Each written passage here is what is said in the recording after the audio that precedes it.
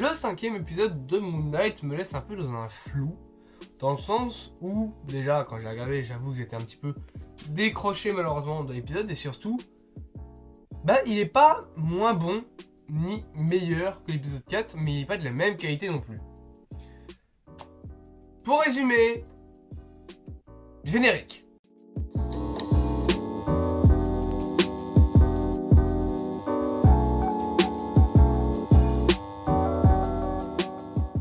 Moon Knight épisode 5.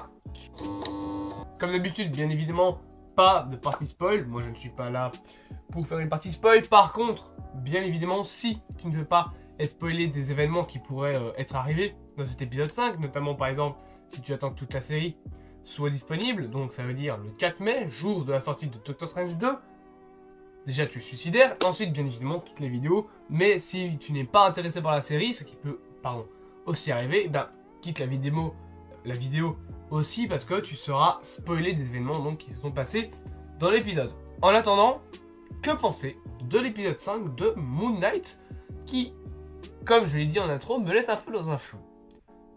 Pourquoi ? Parce que je trouve que il n'est pas mauvais, mais il n'est pas... Je sais pas. Il y a une ambiance bizarre. Alors, la réalisation, comme d'habitude, c'est moins sombre déjà. Il faut le préciser, c'est bien moins sombre que dans l'épisode 4 qui, pour moi, était beaucoup trop sombre. Là, en même temps, on est plus dans des côtés jour.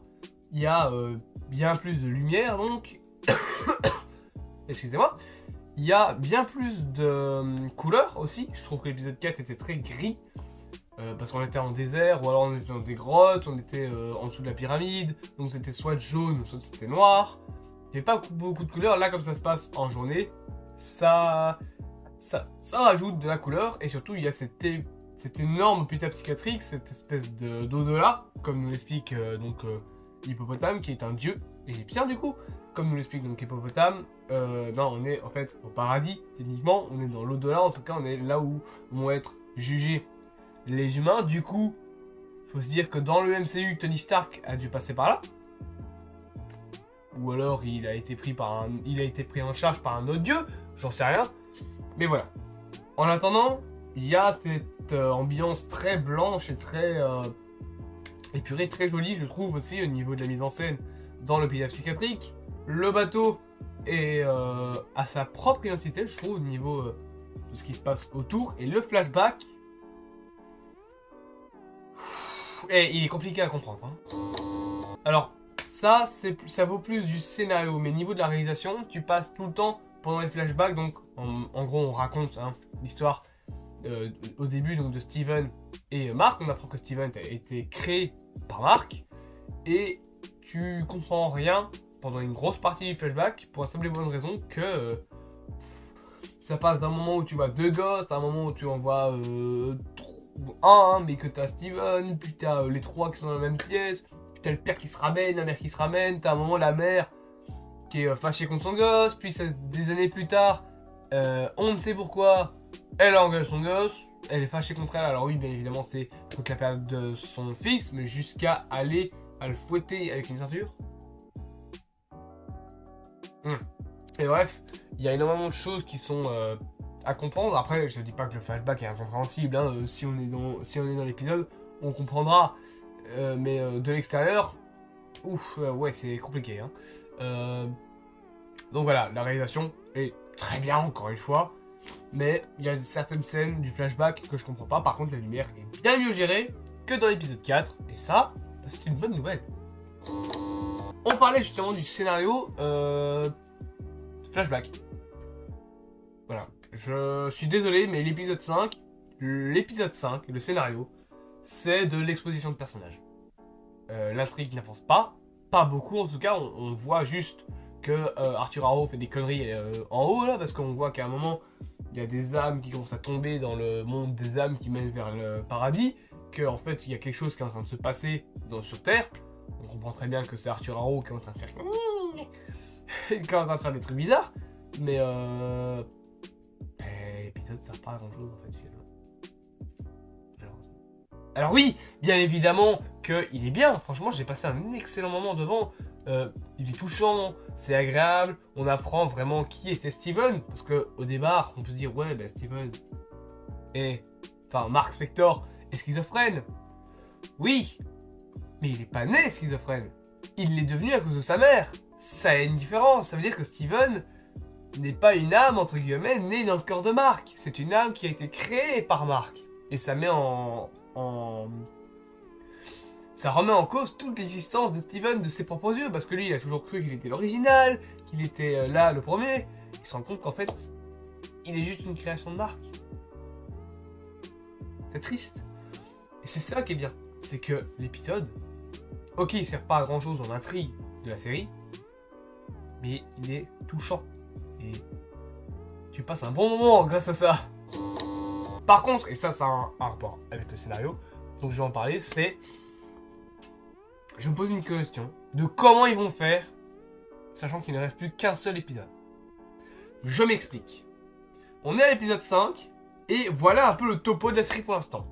Steven est devenu une statue de sable dans le monde des morts. Mark est mort et est allé au paradis. Leia, on ne sait pas ce qu'elle est devenue. Arthur Harrow va mettre bientôt la main sur Amit.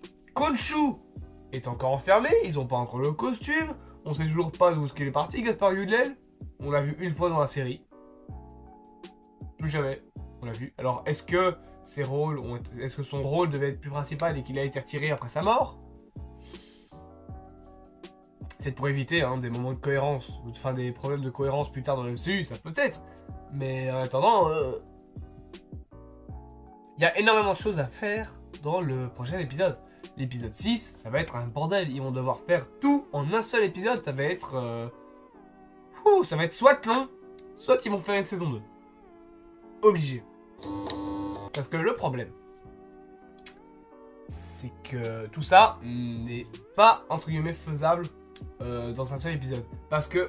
Ou alors, ils pourraient possiblement aller dans le tribunal des morts et enfin les convaincre que Arthur Harrow est peut-être pas complètement réglo comme mec. Mais en attendant, est-ce qu'il y aura vraiment une saison 2 ou est-ce que l'épisode va se terminer là-dessus? Je pense plus qu'ils arriveront à tout faire en un épisode. Peut-être que ce sera bâclé, c'est très dommage quand même.